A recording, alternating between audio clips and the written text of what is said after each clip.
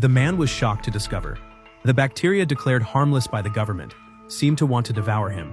If he had not turned on the sterilizing lamp by chance, he might already have become part of the bacteria. To test his suspicion, he cut off a piece of the bacteria and put it in a bottle as he pressed the button of the sterilizing lamp.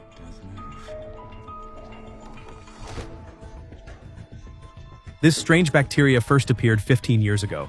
Back then, Jason was still the star of his school. With his excellent football skills, he led the school to countless victories, and even won the admiration of the school beauty. But during a crucial match, a black unknown slime suddenly appeared under Jason's feet. The violent impact ended his sports career completely. Since then, the black bacteria began appearing around the world. But after examination by scientists, they all concluded it was a harmless bacteria. People gradually got used to living with it. Having lost his stardom, Jason had no choice but to become a teacher, sometimes even taking part-time jobs to make ends meet. That night after work, Jason went to his usual shift at the bar. While he was cleaning the counter, a stranger walked in.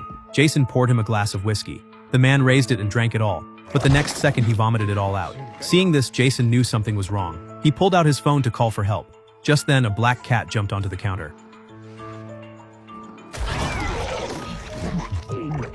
The man's body twisted violently. Black tentacles shot out at Jason. Jason scrambled over the bar to dodge the attack. He was almost trapped. He yanked a sign off the wall. The moment the tentacles touched the sign, flames erupted instantly. Taking advantage of the monster being pushed back, Jason dashed out of the bar, seeking help from patrolling officers on the street. He was about to tell them what happened, but he realized the officers were acting strange too. He quickly changed his words, then jumped in his car and fled the scene. On the way, he kept calling his daughter's phone, but no one ever picked up.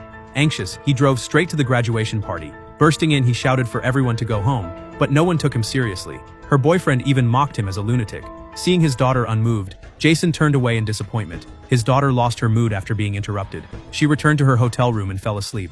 As the party was at its peak, a bizarre scene suddenly broke out. Countless black tentacles surged from the pool, snatching people wildly. Inside the hotel was no safer. Slender tentacles crawled across the entire villa. Ellie woke up from screams in her sleep.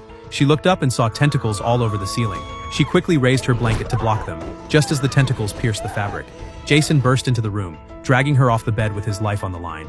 Even with the door shut tight, the tentacles still squeezed through the cracks. At the brink of death, a blinding light shot in from outside.